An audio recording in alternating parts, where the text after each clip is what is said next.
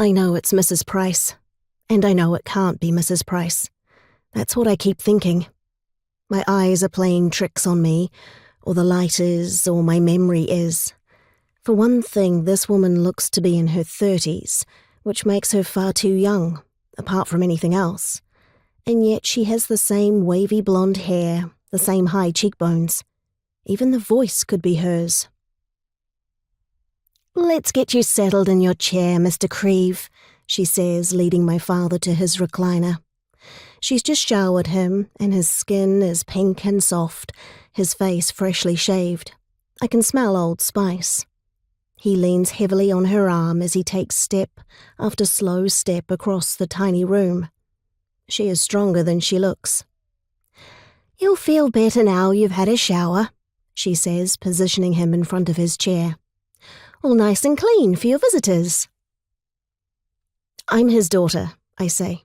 "Justine." Stupidly, I hold out my hand, but of course she can't shake it. She is still holding on to my father. "I know all about you," she says, and flashes me a smile, her warm brown eyes crinkling at the corners. The same smile I remember. The same eyes. My daughter Emma, 12 years old, sits on the bed and picks at her nail polish, peeling away shreds of bubblegum pink. Dad eyes her. "Have you hung up your school uniform?" he says. "Always," says Emma, which is true. She never needs reminding to keep her things tidy. He points a wobbly finger at her. "This is my daughter Justine," he says to the woman. "I bet she's telling fibs. I bet if I checked her room, the uniform would be in a heap. We're always on at her." Emma just smiles.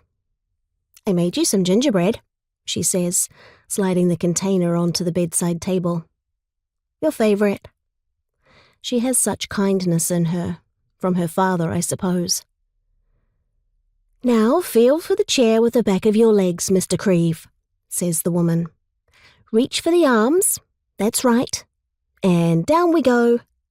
Good." I sit next to Emma on the bed and watch, feel the familiar guilt rise in my throat. But I can't look after him myself. I can't comb his hair and cut his toenails, dress him and undress him. I can't wash him.